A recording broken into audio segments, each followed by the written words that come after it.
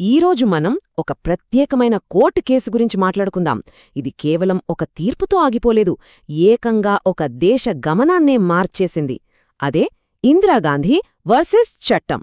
భారత ప్రజాస్వామ్యం ఒక పెద్ద అగ్నిపరీక్షను ఎదుర్కొన్న కథ ఇది. ఆలోచించండి, ఒక న్యాయమూర్తి కొట్టే ఒక్క సుత్తిదెబ్బ పార్లమెంటు పునాదుల్ని కదిలించగలదా? ఇదేదో ఊహించుకోడానికడిగే ప్రశ్న కాదు.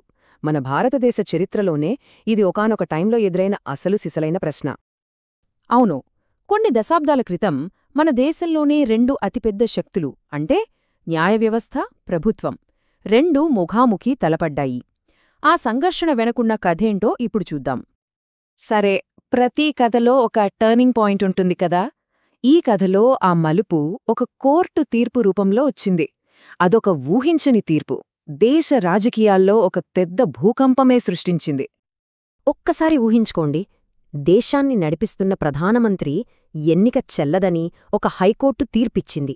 ఇది నిజంగా అప్పట్లో ఎవ్వరూ ఊహించని విషయం, అపూర్వం. ఇది కేవలం ఒక వ్యక్తికి సంబంధించిన తీర్పు కాదనమాట, మొత్తం వ్యవస్థ భవిష్యత్తునే ప్రశ్నార్థకం చేసిన తీర్పు.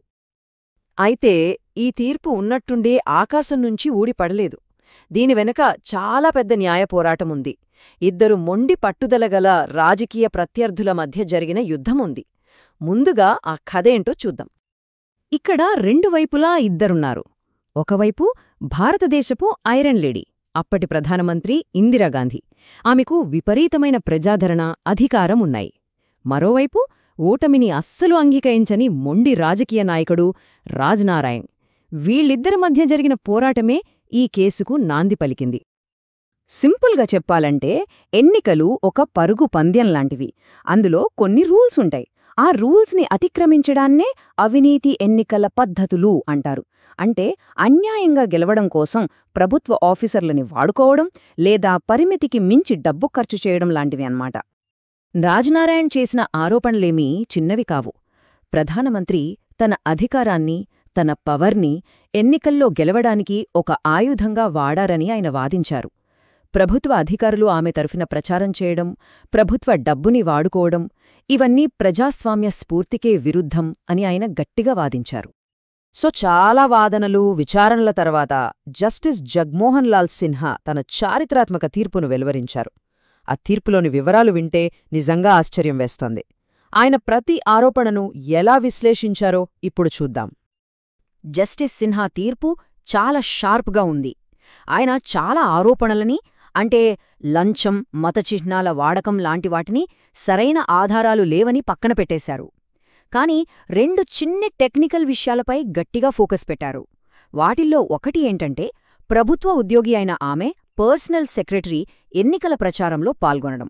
చూసారా, ఈ చిన్న పొరపాటే ఆమె రాజకీయ భవిష్యత్తును తలకిందులు చేసేసింది. ఈ తీర్పు ద్వారా కోర్టు ఇచ్చిన సందేశం చాలా పవర్ఫుల్. అదేంటంటే, చట్టం ముందు అందరూ సమానమే. అది ప్రధానమంత్రి అయినా, ఒక సామాన్య పౌరుడైనా ఒకటే. అధికారం, పాపులారిటీ అనేవి న్యాయానికి అతీతం కాదు. ఈ ఒక్క సూత్రమే మన భారత ప్రజాస్వామ్యానికి పునాది. తీర్పు కేవలం ఆమె ఎన్నికను రద్దు చేయడంతోనే ఆగలేదు. చట్టం తన పూర్తి శక్తిని చూపించింది. ఇందిరాగాంధీపై ఏకంగా 6 సంవత్సరాల పాటు ఏ ఎన్నికైన పదవి చేపట్టకుండా నిషేధం విధించింది. ఒక కోర్టు తీర్పు ఒక దేశ సంక్షోభానికి ఎలా దారితీసింది? ఇది నిజంగా ఆశ్చర్యంగా ఉంటుంది. తీర్పు వచ్చిన తర్వాత జరిగిన సంఘటనలు చూస్తే ఏదో సినిమా చూస్తున్నట్టే ఉంటుంది. ప్రతిరోజూ ఒక కొత్త మలుపు. ఈ తేదీలు చూడండి, ఎంత వేగంగా అంతా మారిపోయిందో. కేవలం 13 రోజులు. జూన్ 12న కోర్టు తీర్పొచ్చింది. వెంటనే దేశవ్యాప్తంగా నిరసనలు స్టార్టయ్యాయి. సుప్రీంకోర్టు నుంచి ఒక చిన్న ఊరట దొరికింది. కాని జూన్ 25 రాత్రి భారత ప్రజాస్వామ్యం ఒక చీకటి అధ్యాయంలోకి అడుగుపెట్టింది. అదే అత్యవసర పరిస్థితి. అత్యవసర పరిస్థితి, ఎమర్జెన్సీ. ఈ పదం వినగానే చాలామంది భారతీయులకు ఇప్పటికీ ఒక చీకటి జ్ఞాపకం గుర్తుకొస్తుంది. దాదాపు 21 నెలల పాటు మన ప్రజాస్వామ్యం మౌనంగా ఉండిపోయింది. పత్రికల నోళ్లు మూసేశారు, ప్రాథమిక హక్కులను సస్పెండ్ చేశారు, ప్రభుత్వానికి వ్యతిరేకంగా మాట్లాడిన వేలాది మందిని జైలులో పెట్టారు. ఈ కేసు, ఆ తర్వాత వచ్చిన ఎమర్జెన్సీ, ఇవి కేవలం జరిగిపోయిన సంఘటనలు కావు. మన భారత ప్రజాస్వామ్య వ్యవస్థపై ఒక చెరగని ముద్ర వేశాయి. మరి దాని వారసత్వమేంటి? మనం నేర్చుకున్న పాఠాలేంటి? ఈ సంక్షోభం తర్వాత మన దేశం తనను తాను ఒకసారి పునఃపరిశీలించుకుంది. అసలు ప్రభుత్వం, కోర్టులు, పార్లమెంటులు వీటి మధ్య సరైన పవర్ బ్యాలెన్స్ ఎక్కడుంది అనే పెద్ద ప్రశ్న మొదలైంది.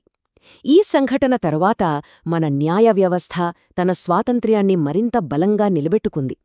చివరికి ఎమర్జెన్సీ ముగిసి ఎన్నికలు జరిగినప్పుడు ప్రజలు తమ ఓటుతో తీర్పు ఇచ్చారు. ప్రజాస్వామ్యమే అంతిమ విజేత అని నిరూపించారు. ఈ మొత్తం కథ యొక్క సారాంశాన్ని ఈ ప్రాచీన భారతీయ సూక్తిలో చూడొచ్చు. ధర్మో రక్షతి రక్షితః అంటే మనం ధర్మాన్ని లేదా చట్టాన్ని కాపాడితే ఆ ధర్మమే మనల్ని కాపాడుతుంది. జస్టిస్ సిన్హా తీర్పు ఈ సూత్రానికి నిలువుటద్దం లాంటిది. ఇది చట్టం యొక్క సర్వోన్నతను నిలబెట్టడానికి చేసిన గొప్ప ప్రయత్నం. చివరగా ఇందిరాగాంధీ కేసు మన ముందు ఒక ప్రాథమికమైన ప్రశ్నను ఉంచుతుంది.